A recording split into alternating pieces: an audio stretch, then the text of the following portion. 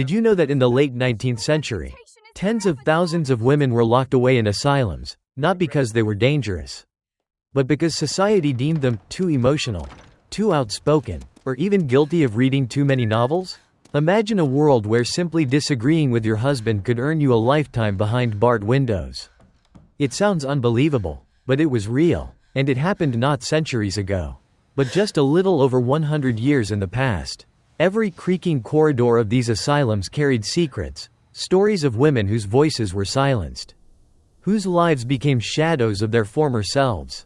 And yet, hidden inside these walls were also clues to how society treated mental health, gender, and power. What really went on behind those iron gates? And how did these women endure the unendurable? Stay with me until the very end, because every detail will pull you deeper into a forgotten world of whispered screams and stolen freedom. If you love and care about the daily life of people in the past, please give me a like, a subscribe, and share this video so I have the motivation to bring you more hidden histories in the future.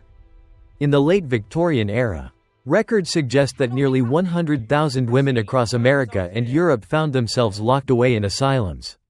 Not because they were violent, not because they posed a threat to anyone, but often for reasons so trivial it feels almost absurd today. A woman could be sent away for suffering from postpartum depression, for speaking too loudly at the dinner table, or even for showing too much passion when reading a novel. Think about that. Something as small as expressing an opinion too strongly could mark you as insane. I sometimes imagine what it must have felt like. A young woman, perhaps just 20 years old, standing at the heavy iron gates of an asylum, not knowing if she would ever see freedom again. The clanging sound of the locks closing wasn't just the end of her day. It could be the end of her life as she knew it. And yet, society at the time believed it was for her own good. What shocks me most is how easily a label could erase a person's entire existence. Once inside, she was no longer someone's daughter, wife, or sister, she was simply a patient. To me, this shows not only the fear people had of mental illness, but also the fear of women stepping outside the role society had assigned them. It's painful to realize how fragile freedom was, and how silence could be imposed with a signature on a commitment paper. But this is only the beginning. Once these women were inside, life became even harsher, because the asylum wasn't just a place of confinement. It was a place where treatment often looked like punishment. And that leads us into the next part of the story, the grueling hours of forced labor that defined their daily lives. Inside the walls of the asylum, daily life quickly turned into a relentless cycle of labor. Many women were forced to work up to 12 hours a day, under the justification that keeping busy was a form of therapy.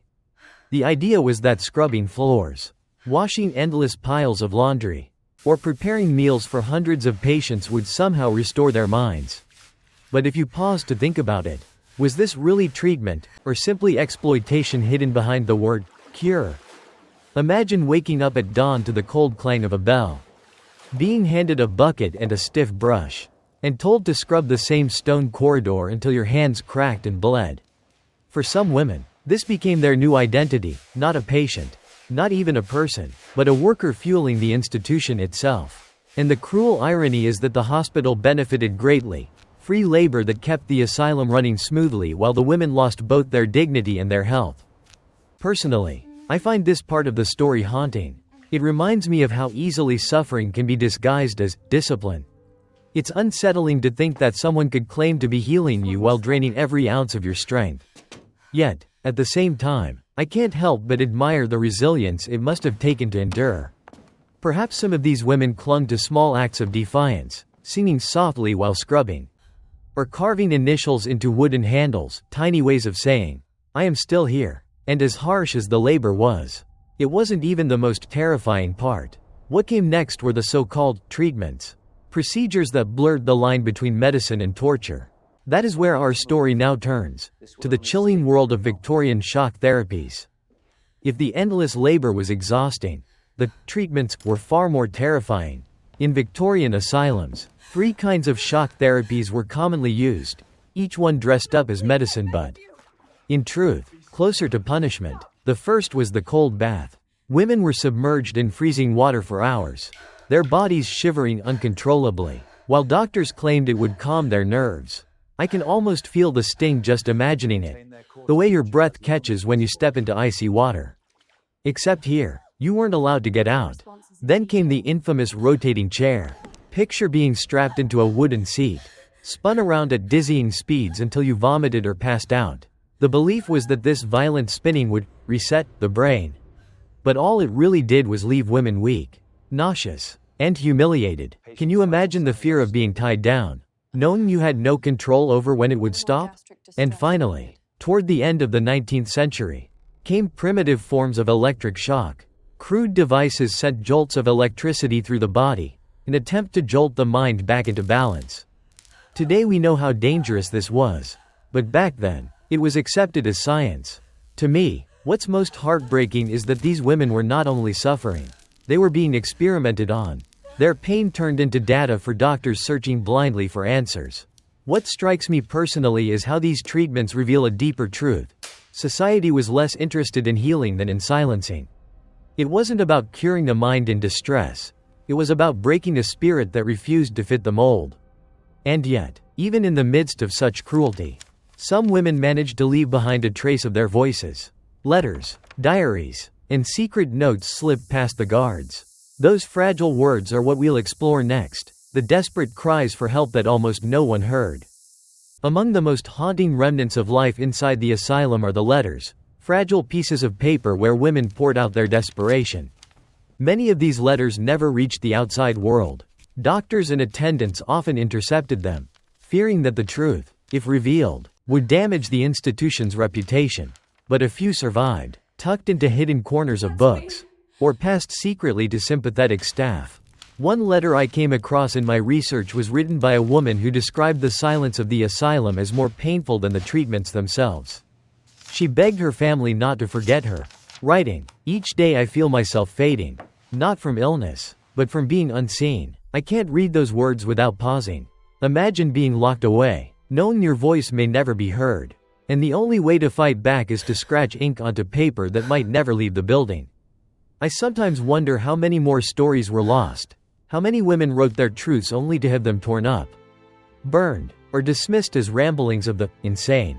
To me, these letters are proof that even when everything else was stripped away, freedom, dignity, even identity, the need to be heard remained unshakable.